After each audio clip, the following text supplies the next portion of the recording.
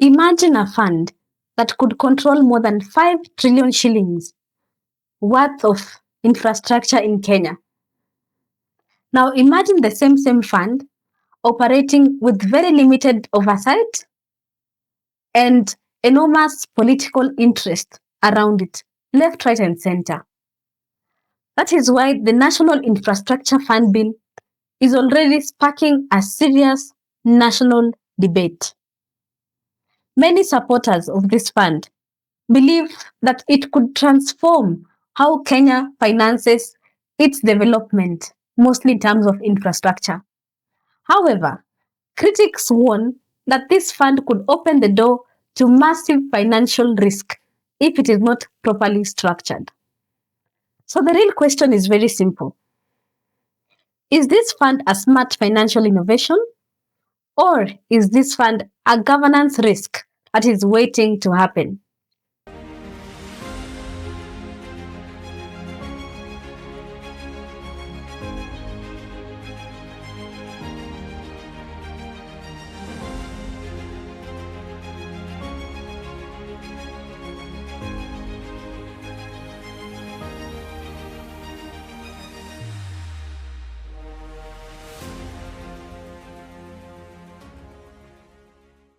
Let us break this bill down.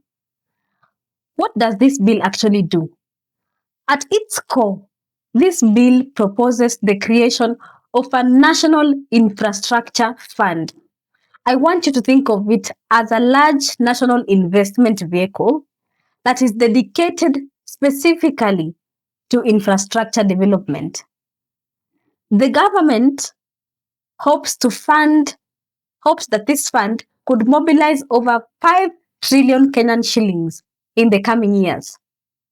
That money would in turn finance large national projects such as highways, such as railways, such as energy infrastructure, irrigation systems, even ports, and other strategic national development projects. The idea behind this fund is actually quite straightforward. Instead of the government borrowing money every time it wants to build a major infrastructural project, this fund would raise capital from investors and institutions and then invest the same money into infrastructure. Those projects would then generate revenue over time through things such as toll roads, such as concession agreements, such as service charges, and also public-private partnerships. In other words, this infrastructure would not just be a government expense. It will also become an investment capable of generating returns for this country and those investors.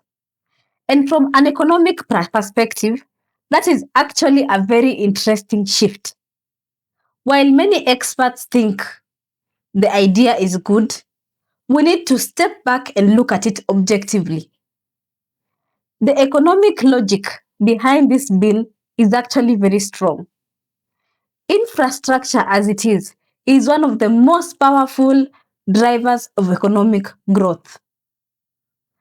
Good roads definitely reduce transport costs. Reliable electricity supports industries. Efficient ports boost trade.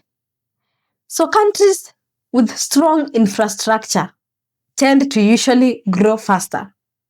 But infrastructure usually has one major problem. It is usually very, very expensive. Projects like railways, like highways, like power plants require billions of shillings upfront.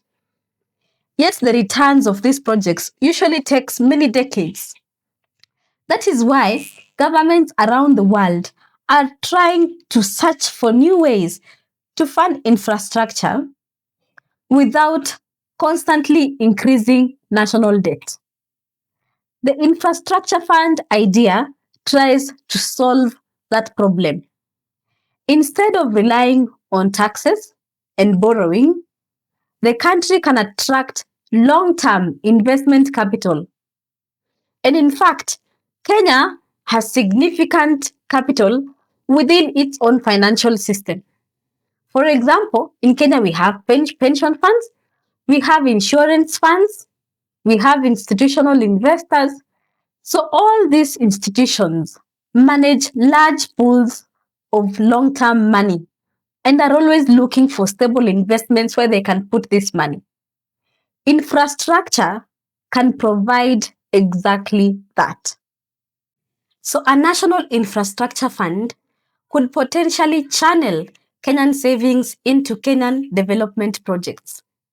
And that is why many economists say that the concept itself is very promising. But let me pause here and ask you something very important. If Kenya could finance national infrastructure without increasing debt, would that be a very good idea? Or do you think that those funds can easily become financial loopholes? Let me know what you think about this National Infrastructure Fund. I mean, why is this bill very controversial? Now, this is where the debate becomes increasingly interesting. The controversy of this bill is not really about the idea of a national infrastructure fund. The controversy of this bill is about governance. Whenever a financial institution is created to manage trillions of shillings, one question immediately becomes very important. Who is watching all this money? And this is where critics say the bill raises several concerns. The first concern is oversight and accountability. Some analysts have warned that certain provisions of this bill could allow the fund to operate with very limited scrutiny from some traditional accountability institutions. When you are dealing with public money, and on this scale, transparency becomes absolutely essential. Without clear reporting requirements, strong auditing, and parliamentary oversight, a fund of this size could easily become difficult for the public to monitor.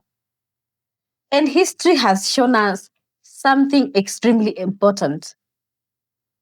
Large public funds without oversight often become vulnerable to misuse. The other concern is political influence, political interference. Infrastructure projects are politically very powerful. Every region in Kenya wants development.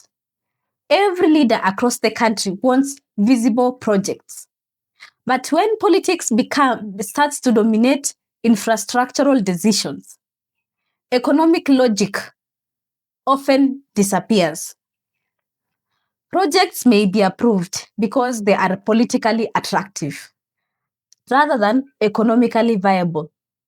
And when that happens, infrastructure funds can quickly accumulate projects that look very impressive but fail financially.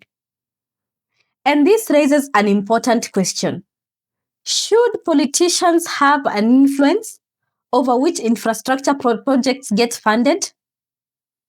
Or should those decisions be made by purely economical and technical experts? That debate alone could shape the future of this fund. And there's also concern number 3, hidden financial risks. There's another concern that economists have raised. That is another concern. Even if the infrastructure fund raises money from investors rather than direct government borrowing, the government may still provide financial guarantees or backing. If some of these projects fail to generate expected returns, taxpayers in the long end could still end up carrying the financial burden. In other words, the fund could potentially create hidden financial liabilities. And for a country already managing debt pressures, that is something policymakers must consider very carefully. For the infrastructure fund to succeed, three things must be strengthened. First, strong oversight. The fund must remain accountable to institutions such as Parliament and the Auditor General. Secondly, professional management. People running this fund must have deep expertise in infrastructure finance and investment strategy. Thirdly, transparent project selection. Every project financed should pass through rigorous economic and financial evaluation.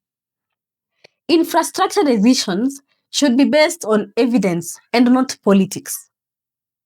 The National Infrastructure Fund could become one of the most powerful development tools Kenya has ever created. If implemented properly, it could help finance the infrastructure the country needs without constantly increasing public debt. But large financial institutions require strong governance. Without transparency and accountability, even the best of ideas could still go wrong. So the real question is not whether Kenya needs infrastructure. We already know Kenya needs infrastructure. So the real question is whether Kenya has designed a system strong enough to manage trillions of shillings responsibly. And I want to leave you with this question. Do you think the National Infrastructure Fund will transform Kenya's development? Or could it become another financial risk? We have come to the end of the video today. My name is Doreen Cherotich. I am a political analyst and a governance expert. Kindly follow me on all my pages, that is TikTok, YouTube, and Facebook. I value your honest feedback. Until the next video, see you and bye.